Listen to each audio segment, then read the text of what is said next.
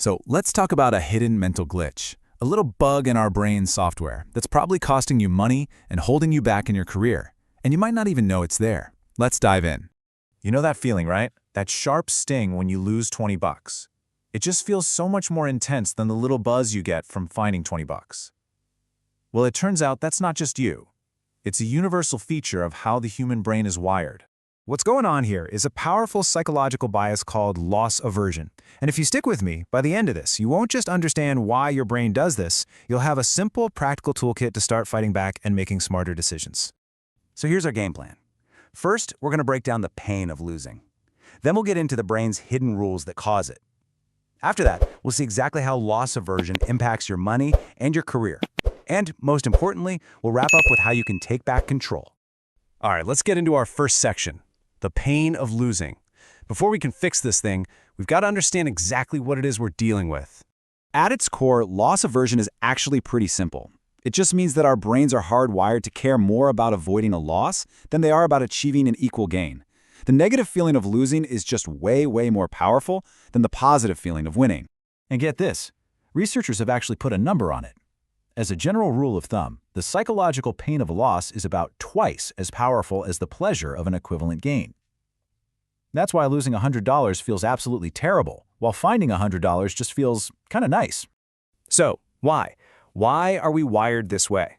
Well, to understand that, we need to take a peek at some of the hidden rules our brain is running on in the background. It all comes back to a groundbreaking idea called prospect theory. The psychologists who came up with it, Kahneman and Tversky, had this huge insight. We don't make decisions based on where we'll end up. Nope, we make them based on the potential for a gain or a loss from where we are right now. And this theory is built on three main ideas. First, everything is judged relative to our current situation. Second, the emotional impact of a change gets smaller as the numbers get bigger. Finding your first $100 is a huge deal. Finding another 100 when you already have 1,000, not so much.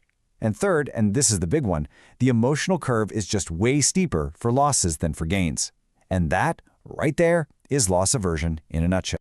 Now, this fear of loss leads directly to another sneaky mental trap, the status quo bias. Because any change from where we are right now could potentially be a loss, we have this powerful, often totally irrational urge to just do nothing. Sticking with the devil you know feels so much safer. And it gets even stickier with something called the endowment effect. The second you own something, whether it's a coffee mug, a stock, or even your current job, your brain secretly starts to overvalue it. You demand more money to sell it than you would have paid to buy it in the first place. Just owning it makes letting go feel like a loss. Okay, enough theory. Let's bring this into the real world. And let's start with where this bias can get really expensive. Your money. Check out how weird our behavior gets. When we're thinking about potential gains, we tend to play it really safe, and often we don't invest enough. But the second we're facing a loss, we suddenly become risk-seeking gamblers, holding on to a losing stock way too long, just hoping it'll come back so we can avoid the pain of selling. And hey, if you're someone who checks your investment app like 10 times a day, listen up. You might be falling into a trap called myopic loss aversion. Myopic just means short-sighted.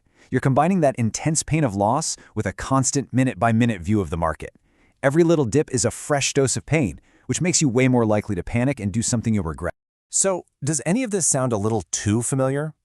These are the classics lines. You know, keeping way too much money in cash because you're waiting for the market to feel safe, panic selling after a big drop, or just staying on the sidelines forever, waiting for that perfect time to invest that, let's be honest, never actually shows up.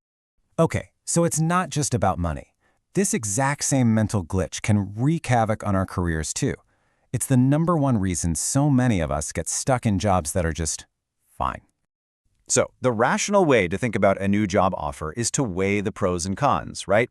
But a loss-averse brain doesn't do that. Instead, it just zooms in and focuses almost entirely on everything you could lose by leaving: your routine, your work friends, that feeling of security. The potential gains of the new job feel kind of vague, but the potential losses feel incredibly real and scary. And this leads to all sorts of career traps. We don't ask for a raise because we're scared of hearing no. We don't even go for interviews because the idea of rejection feels like a personal failure.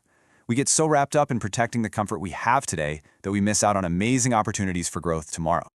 Okay, I know this might sound a little bit grim, but here is the good news. Now that we've dragged this bias out into the light, we can actually fight back. So let's get to the most important part, taking back control.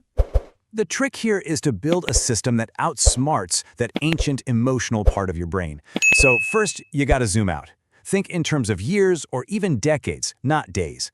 Second, change your focus from yesterday's stock price to your actual long-term goal. Third, reframe big, scary decisions as small, safe experiments. Fourth, and this is a big one, just stop checking so often. And finally, make your rules when you're calm and rational, so your panicked future self can't break them. So, for your investments, here's a super simple checklist. Automate everything. Just set it and forget it.